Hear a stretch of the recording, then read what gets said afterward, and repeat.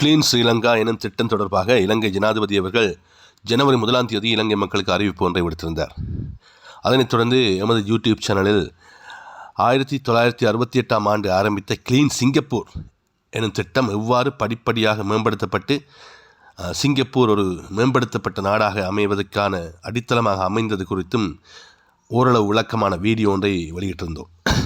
Clean Sri Lanka திட்டம் தொடர்பாக இலங்கையில் இதுவரை நேர்மறை மற்றும் எதிர்மறையான கருத்துக்களை பெற்றுள்ள நிலையில் இந்த திட்டம் குறித்த நிச்சயமற்ற தன்மைகளுக்கு மத்தியில் இந்த திட்டம் வெற்றி பெறுமா இல்லையா என்ற கேள்விகள் எழத் தொடங்கிய நிலையில் இந்த திட்டம் பிப்ரவரி 1ஆம் தேதியிலிருந்தே செயற்பட ஆரம்பிக்கும் என போக்குவரத்து மற்றும் நெடுஞ்சாலைகள் துணை அமைச்சர் டாக்டர் பிரசன்னா குணசேன அவர்கள் அண்மையில் தெளிவுபடுத்தியுள்ளார்.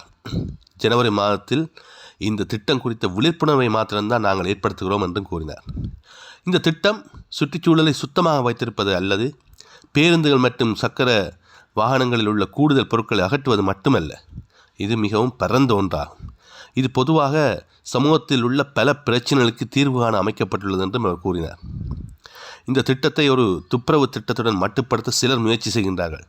அதே நேரத்தில் இது ஒரு தூய்மையான சூழலை உருவாக்குவதையும் நாடு முழுவதும் உள்ள மக்களை வலுவான தார்மீக விழுமியங்களை பின்பற்ற ஊக்குவிப்பதையும் நோக்கமாக கொண்டுள்ளது என்று அவர் கூறினார். இது தொடர்பாக டாக்டர் குணசேன மேலும் தெரிவிக்கும் போது, இந்த திட்டம் தூய்மை கலாச்சாரத்தை ஊக்குவிப்பதிலும் சுற்றுச்சூழலை பராமரிப்பதிலும் கவனம் செலுத்துகின்றது.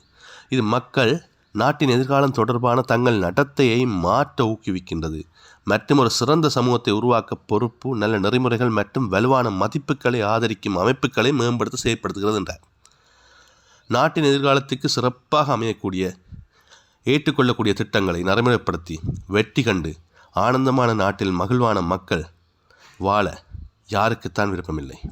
பொறுத்திருந்து பார்க்கலாம்.